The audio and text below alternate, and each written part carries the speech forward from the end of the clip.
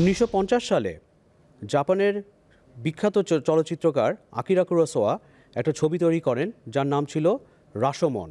চলচ্চিত্র বোদ্ধাদের কাছে এটা ছিল একটি কালজয়ী সিনেমা। এই সিনেমাটিতে একটা খুব মজার ঘটনা ঘটে। একজন সামুরাই যোদ্ধা বনের মধ্যে মারা যান। এই ঘটনাটি দুইজন সাক্ষ্য প্রমাণ ছিলেন। আর কিছুদিন পরে এই সামুরাই যোদ্ধার মৃতদেহ একজন কাঠুরে খুঁজে পায়। বিচারক এই চারজনকে হাজির করে, কাঠুরেকে হাজির করে, দুইজন যারা চাক্ষুষভাবে ঘটনাটি প্রত্যক্ষ করেছিলেন তাদেরকে হাজির করে এবং মৃত সামুরাইয়ের প্রেতাত্মাকে হাজির করে। মজার ব্যাপারটা, আকিরা কুরোসাওয়া একটা জিনিস দেখান যে এই চারজনই চার রকমের সাংঘর্ষিক বর্ণনা দেয় একটা সত্য ঘটনা। সত্য ঘটনাটা ছিল একজন মারা গেছে, কিন্তু এই একই সত্য ঘটনাটা চারজন চারভাবে উপস্থাপন করে এবং সিনেমা শেষে বোঝা খুবই মুশকিল কার বর্ণনাটি সঠিক ছিল। গত পর্বে আলাপে গল্পে অর্থনীতিতে আমরা জিজ্ঞেস করেছিলাম অর্থনীতি কি একটা বিজ্ঞান? আমরা পর্ব শেষে বলেছিলাম হ্যাঁ এবং না। হ্যাঁ, কারণ অর্থনীতি বৈজ্ঞানিকভাবে একটা ফেনোমেনন বা ঘটনাটাকে পর্যবেক্ষণ করে, কিন্তু দিন শেষে তো অর্থনীতি একটা সমাজ বিজ্ঞান। আজকে আমরা দেখব অর্থনীতি একটা সমাজবিজ্ঞান, কিভাবে সমাজবিজ্ঞান অর্থনীতি কিভাবে তার চোখ দিয়ে সমাজটাকে দেখে, এবং তারপর আমরা আরেকটা সিদ্ধান্তে উপনীত হব যে কেন অর্থনীতিবিদরা একই ঘটনাকে দুভাবে বা তিনভাবেও দেখতে পারেন। 1890 সালে জন নেভিল কেইনস একটা বই লেখেন। বইটার নাম ছিল the scope and method of political economy. এই বইটিতে তিনি পজিটিভ এবং নর্মেটিভ ইকোনমিক্স এই দুই ভাগে মেথড অফ ইকোনমিক্সটাকে ভাগ করেন। এই যে উনি পজিটিভ ইকোনমিক্স নাম দিয়ে দিলেন এবং নর্মেটিভ ইকোনমিক্স নামটা দিয়ে দিলেন, এই নামটা থেকে গেল আমাদের সাথে। গত পর্বে আমরা বলেছিলাম পাঠ্যপুস্তকগুলোতে পজিটিভ ইকোনমিক্সকে আমরা লিখি ইতিবাচক অর্থনীতি, এবং আমরা এটাও বলেছিলাম যে ইতিবাচক শব্দটা শুনলেই আমাদের মনে হতে পারে যে কোনো পর্যবেক্ষণের সিদ্ধান্ত কি সবসময় পজিটিভ হবে, সবসময় ইতিবাচক হবে? নাও তো হতে পারে। কেন হবে না এটাকে আমরা একটু ভাগ করি। পজিটিভ ইকোনমিক্সকে যদি আমরা ইতিবাচক অর্থনীতি না বলে যদি নৈর্ব্যক্তিক অর্থনীতি বলি, তাহলে আমাদের কাছে এটা বুঝতে সুবিধা হবে। আমরা যে পর্যায়ে লেখাপড়া করি না কেন, সে স্কুলে পড়ি, কলেজে পড়ি বা বিশ্ববিদ্যালয় পর্যায়ে পড়ি, আমরা অবজেক্টিভ প্রশ্নের উত্তর দিই, যার বাংলা হচ্ছে নৈর্ব্যক্তিক। নৈর্ব্যক্তিকের সুন্দর অর্থ আছে যদি আমরা সেটাকে সন্ধি বিচ্ছেদ করি। সন্ধি বিচ্ছেদ করলে কি হবে? নৈর্ব্যক্তিক হবে নৈ যোগ ব্যক্তিক। তার মানে এমন একটা পর্যবেক্ষণ যেটাতে ব্যক্তির কোনো ইনফ্লুয়েন্স বা প্রভাব নাই। নই, এটা আরও সুন্দরভাবে বোঝা যায়। সেটা হচ্ছে একটা প্রশ্ন যদি আসে বাংলাদেশের রাজধানী কি, একটা অবজেক্টিভ কোয়েশ্চেন্স, আমরা উত্তর দিচ্ছি, সেখানে চারটা অপশন বা চারটা বিকল্প আছে, ক খ গ ঘ। আমরা জানি নিশ্চিতভাবে ঢাকা সব উত্তরটা এই চারটার মধ্যে একটা আসবে। এখানে আমাদের কোনো ব্যক্তিগত মতামত নাই। এটাকেই আমরা পজিটিভ ইকোনমিক্স বলি। গত পর্বে আমরা চাহিদা বিধি এবং যোগান বিধি, law of demand, law of সাপ্লাইয়ের সাথে আমাদের পরিচয় হয়েছে। এগুলো সেখানে আমরা খুব সাধারণ দুটো ফাংশনের অবতারণা করেছি। Quantity demanded of x is a function of the price of x. যোগান বিধির ক্ষেত্রে quantity supplied of x is the function of price of x. এবং আমরা অনেক পরীক্ষা নিরীক্ষা করে বারবার একই সিদ্ধান্তে উপনীত হয়েছি যে এটা সর্বতভাবে সবসময় সত্য হচ্ছে, সেই জন্য এটা একটা থিওরি বা এটা একটা ল।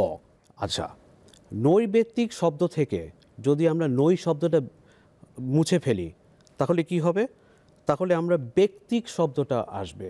তার মানে একই পর্যবেক্ষণ যদি আমাদের কোনো ব্যক্তিগত মতামত থাকে তখন এটা ব্যক্তিক অর্থনীতি হবে, যেটাকে জন নেভিল কেইনস ঘটনাচক্রে, উনি জন মেইনার্ড কেইনসের বাবা, উনি এটাকে নর্মেটিভ ইকোনমিক্স যখন বললেন তখন উনি বলেছিলেন নর্মেটিভ ইকোনমিক্স আসে নর্ম থেকে, আদর্শিক অর্থনীতি। এই নর্মগুলো কিভাবে অর্থনীতিতে প্রতিষ্ঠিত হয়েছিল, এই প্রশ্ন তাহলে এখন করা যাক। আমরা অর্থনীতি যেভাবে আজকাল পড়ি তার প্রতিষ্ঠাতা হচ্ছেন অ্যাডাম স্মিথ। অ্যাডাম স্মিথকে আমরা জানি ওয়েলথ অফ নেশনস বইটার মাধ্যমে, এবং সেখানে একটা কনসেপ্ট উনি অবতারণা করেছিলেন, ইনভিজিবল হ্যান্ড। কিন্তু আমরা অনেকেই জানি না বা অনেকে ভুলে গেছি হয়তোবা যে 1759 সালে উনি আরেকটা বই লিখেছিলেন যার নাম ছিল থিওরি অফ মরাল সেন্টিমেন্টস। সেই বইতে উনি একটা ধারণার অবতারণা করেন, এটার নাম দিয়েছিলেন উনি ইম্পার্শাল স্পেকটেটর। বাংলা করলে কি দাঁড়াবে? নিরপেক্ষ দর্শক। উনি যে উদ্দেশ্যে উনি জিনিসটার অবতারণা করেছিলেন সেটাকেই আমরা কাজে লাগিয়ে আজকে পজিটিভ এবং নর্মেটিভ ইকোনমিক্স কীভাবে অর্থনীতির দৃষ্টিকোণ থেকে আমরা দেখতে পারি সেটা আমরা ব্যাখ্যা করার চেষ্টা করব। আচ্ছা, ধরা যাক আমি তো একটা স্টুডিওতে এই মুহূর্তে বসে আছি, দীপ্ত টিভির। এখানে আমার ওই সাইডে একটা ডান দিকে একটা সিসিটিভি আছে। এখানে আলাপে গল্পে অর্থনীতির শুটিং হচ্ছে, শুটিং শেষ হবে, শুটিং শেষে এই জায়গাটা একটু পরিষ্কার করা হবে, কিছুক্ষণ পর হয়তো আরেকটা অনুষ্ঠানের একটা রেকর্ডিং হবে এখানে। সিসিটিভি সব দেখছে। আচ্ছা, সিসিটিভি যখন দেখে, সিসিটিভি তো কোনো মন্তব্য করে না, সিসিটিভি তো নিরপেক্ষ দর্শক। সিসিটিভি শুধু ঘটনাটা আমাদেরকে দেখায় যে হ্যাঁ একটা শুটিং হচ্ছে, শুটিং শেষ হলো, জায়গাটা পরিষ্কার করা হলো, এরপরে কিছু পর আরেকটা শুটিং হচ্ছে। এটা হচ্ছে অ্যাবসলিউট ঘটনা। আচ্ছা, এই ইম্পার্শাল স্পেকটেটর অ্যাডাম স্মিথ আরেকটা কারণে অবতারণা করেছিলেন, সেটা হচ্ছে উনি ছিলেন একজন মরাল ফিলসফার। মরাল ফিলসফার মানে কি? যিনি মোরালিটি নিয়ে আলোচনা করেন। মোরালিটি কি? মোরালিটি বাংলা হচ্ছে নৈতিকতা। উনি অ্যাডাম স্মিথ কীভাবে এটা অবতারণা করেছিলেন সেটা একটা ছোট্ট একটা উদাহরণ দিয়েই আমরা, একটা অ্যানালজি। আমাদের মিজানকে আবার আমরা নিয়ে আসি। মিজান তার স্কুলে বা কলেজে বা বিশ্ববিদ্যালয়ে হাঁটাহাঁটি করতে করতে হঠাৎ করে দেখে একটা রুমের ওখানে বাতি জ্বলছে এবং ফ্যান চলছে। তো মিজান ঘরে ক্লাসটাতে ঢুকে ফ্যানটা বা বাতিটা বন্ধ করবে। বন্ধ করতে গিয়ে হঠাৎ করে মিজান টেবিলের উপর একটা খাম দেখে। খামটা খুলে দেখে সে, ওমা, ওখানে তো অনেক টাকা আছে। এখন মিজান কি করবে? ইম্পার্শাল স্পেকটেটরটা হচ্ছে তার বিবেক। মিজান নিজেকে প্রশ্ন করছে, আমি কি করবে টাকা দিয়ে? শেষ পর্যন্ত কিছুক্ষণ চিন্তা করে মিজান ভাবলো যে না, এই টাকাটা আমি অফিসে জমা দিই। এই কথাটা বলার উদ্দেশ্যটা হচ্ছে যে এইভাবে আমরা সবসময় উপযোগ সর্বোচ্চকরণ করি না, কারণ মানুষ বিবেক দ্বারা পরিচালিত হয়, মানুষ বিবেক দ্বারা প্রভাবিত হয়। আরেকটা জিনিস, ইম্পার্শাল স্পেকটেটর হয়তো বা অ্যাডাম স্মিথ এইভাবে চিন্তা করেছিলেন কিনা জানি না, তবে আমরা যদি নিজেদেরকে প্রশ্ন করি, নিজের বিবেককে যদি প্রশ্ন করি যে কাজটা কি আমার করা ঠিক হচ্ছে না করা ঠিক হচ্ছে না, আমরা তখন পৃথিবীটা আরেকজনের চোখ দিয়ে দেখব। এবং এই ঘটনাটাকে ইংরেজিতে বলে এমপ্যাথি, বাংলা সহানুভূতি। আমরা যদি সহানুভূতির মাধ্যমে অন্যের চোখ দিয়ে পৃথিবীটা দেখি, তখন মিজানের মতো আমরাও নিজেদের কাছে বলবো, না এই টাকাটা তো আমার না, এই টাকাটা তো অন্য কারো হতে পারে, আমি এটা জমা দিয়ে দিই। এইভাবে অ্যাডাম স্মিথ মোরালিটি বা নৈতিকতাটাকে ইম্পার্শাল স্পেকটেটরের মাধ্যমে বর্ণনা দিয়েছিলেন। এবং এখান থেকে যেহেতু আমরা আমাদের নিজেদেরকে প্রশ্ন করে আমরা প্রভাবিত হচ্ছি, এইটাকেই নর্মেটিভ ইকোনমিক্স হিসাবে একটা আলাদা শাখা তৈরি হয় অর্থনীতিতে। আমরা তো এই গত পর্বে এটাও বলেছি যে অর্থনীতিতে একটা সমাজ বিজ্ঞান, সমাজকে নিয়ে চিন্তাভাবনা করে। তাহলে এই একজনের মোরালিটি কিভাবে সমাজে উপস্থাপন হবে? সমাজবিজ্ঞানের প্রতিটা শাস্ত্র সমাজকে এক একভাবে সংজ্ঞায়িত করে, এক একভাবে দেখে। অর্থনীতি কিভাবে দেখে? অর্থনীতি সমাজকে দেখে যে সমাজ একটা দল, এখানে অনেক মানুষ থাকে যারা নিজেদের মধ্যে সহযোগিতা করবে। ইংরেজিতে আমরা বলি কোঅপারেশন। এখন এই কোঅপারেশন করতে গেলে কিছু নীতি নির্ধারণ করতে হয়। এই নীতি নির্ধারণটা হচ্ছে ইংরেজিতে বলি আমরা এথিক্স, বাংলায় বলি নীতিশাস্ত্র। এটা কিভাবে আমরা উদাহরণ দিতে পারি? যেমন ধরা যাক, আমরা যখন মেট্রো রেলে উঠলাম পল্লবী স্টেশন থেকে, আমরা পল্লবী স্টেশন থেকে শাহবাগ স্টেশনে যাব। 2টা বা 3টা স্টেশন পরে একজন বয়স্ক ভদ্রলোক বা ভদ্রমহিলা উঠলেন। আমরা কি করি? আমরা সাথে সাথে আমাদের সিটটা ছেড়ে দেই না? আরেকটা উদাহরণ, একজন অনেক ধনাঢ্য তো তার ধনের উদ্বৃত্ত আছে, সে কি করে? সে যার ধন কম আছে, যে যার দরকার তাকে সাহায্য করে। এইগুলো কালক্রমে প্রতিটা সমাজে কিছু এথিক্স তৈরি হয়, কিছু নীতি তৈরি হয়। এই নীতির মাধ্যমে সমাজ জেলড থাকে, একত্রিত হয়, এবং একত্রিত হলে অর্থনীতির ভাষায় আমরা বলি মানুষ কোঅপারেট করে, সহযোগিতা করে। এইভাবে আমরা নর্মেটিভ ইকোনমিক্সটাকে সমাজবিজ্ঞান হিসাবে সমাজের চোখ দিয়ে আমরা দেখতে পারি। আচ্ছা, এখন আমরা ফিরে যাই রসমন ছবিটিতে। রসমন ছবিটিতে একটাই অ্যাবসলিউট ঘটনা। ঘটনাটা কি? ঘটনাটা হচ্ছে একজন সামুরাই যোদ্ধা মারা গেছে। দুজন চাক্ষুষ সাক্ষী আছে, একজন সামুরাই নিজে আর একজন কাঠুরে, যিনি পরোক্ষ সাক্ষী। একই ঘটনা চারজন চারভাবে বর্ণনা করেছেন। কেন? তারা তো সিসিটিভির মতো দেখেছে ঠিকই, কিন্তু তারা যখন সিসিটিভিতে দেখেছে তারা পজিটিভ অ্যানালাইসিস করে নেই, তারা তাদের ব্যক্তিগত মতামত দিয়েছে। আমরা প্রত্যেকে নিজস্বভাবে যেমন ব্যক্তিগত মতামত ভিন্নতা হতে পারে, যখন আমরা দলগতভাবে হই তখনও ভিন্নতা হতে পারে। গত পর্বে আমরা একটা গ্রাফ দেখেছিলাম, খেয়াল আছে? যে দুটো মার্কেটে ভারসাম্য তৈরি হচ্ছে। একটা মার্কেটে X1 ছিল একটা নিত্য প্রয়োজনীয় দ্রব্য না, X2 ছিল একটা নিত্য প্রয়োজনীয় দ্রব্য, এবং ওই X2 এর দামটা ছিল অনেক বেশি।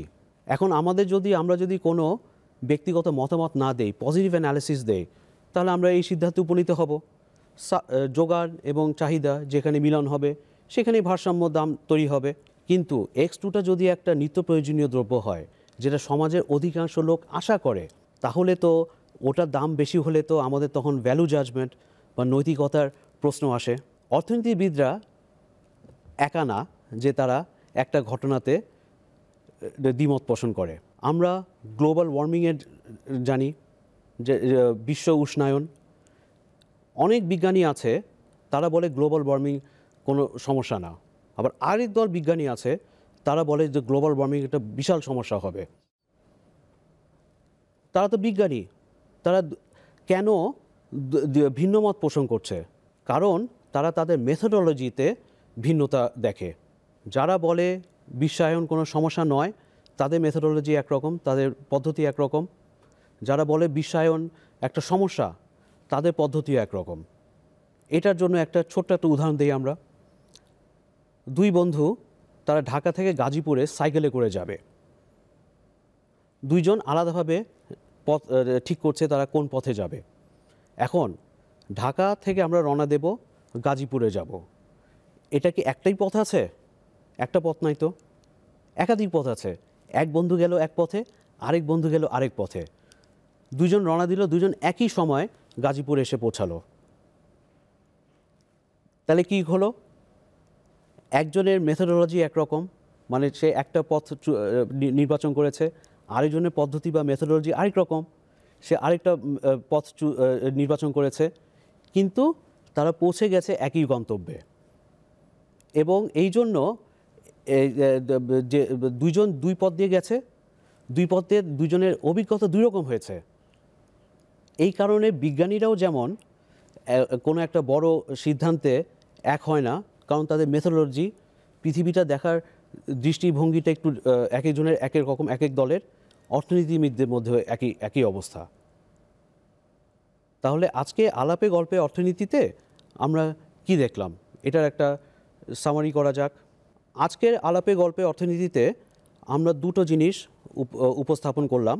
অর্থনীতি একটা বিজ্ঞান, কারণ পাঠ্যপুস্তকে আমরা যেভাবে অর্থনীতিটা পড়ি এটা বৈজ্ঞানিকভাবেই পড়ি, কিন্তু অর্থনীতি দিন শেষে একটা সমাজবিজ্ঞান, এবং এই সমাজবিজ্ঞানটা অর্থনীতি তার নর্মেটিভ ইকোনমিক্স বা আদর্শিক অর্থনীতি যে শাখাটা আছে সেটির মাধ্যমে দেখে। আর আরেকটা হচ্ছে যে দু ধরনের অর্থনীতিবিদ দু ধরনের মেথোডোলজি বা দু ধরনের পদ্ধতিতে একটা পর্যবেক্ষণ করে, যার কারণে দুদল অর্থনীতিবিদদের মধ্যে দু ধরনের ভিন্নতা দেখা দিতেই পারে। আবার আমরা ফিরে আসি রাসমনের কাছে। একটাই অ্যাবসলিউট ঘটনা, একজন সামুরাই মারা গেছে। কিন্তু যখন আমরা বাস্তব দেখব, বাস্তবে 0 এবং 100-র মাঝামাঝি কোথাও কিন্তু বাস্তব আমরা দেখি। যখনই আমরা 0 এবং 100-র মাঝামাঝি দেখি তখন কিন্তু আমরা সন্দিহান হয়ে যেতে পারি, যেটা এটা পুরোপুরি সাদা, এটা পুরোপুরি কালো, এর মাঝখানে পুরো স্পেকট্রামটা, এই বর্ণালীটা কিন্তু ছাই। সুতরাং বাস্তব যখন আমরা উপস্থাপন করি, বাস্তব তখন এক একজনের চোখে এক এক রকম হবে, এক এক দলের চোখে এক এক রকম হবে।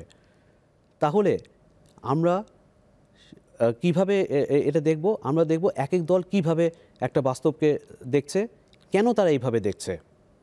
এই জিনিসগুলো আমরা আস্তে আস্তে পরবর্তীকালে আবার দেখব।